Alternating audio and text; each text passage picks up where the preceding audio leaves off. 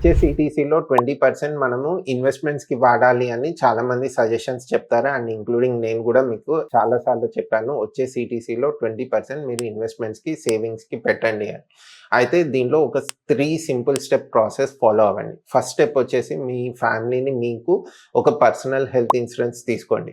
ఆ తర్వాత వచ్చేసి టర్మ్ ఇన్సూరెన్స్ తీసుకోండి. టర్మ్ ఇన్సూరెన్స్ కవరేజ్ మీరు 80 ఇయర్స్ వరకు అవసరం లేదండి. మీ రిటైర్మెంట్ వరకు పెట్టుకున్నా చాలు. ఎందుకు అంటే మీరు 60 ఇయర్స్‌కి రిటైర్మెంట్ అవుతారు. సో, మీ ఏజ్ కనుక 35 అయితే నెక్స్ట్ 25 ఇయర్స్ లోపల ఏదైనా రిస్క్ జరిగితే, ఆ రిస్క్ వల్ల మీరు క్యాష్ ఫ్లో మీ ఫ్యామిలీకి అందజేయలేరు.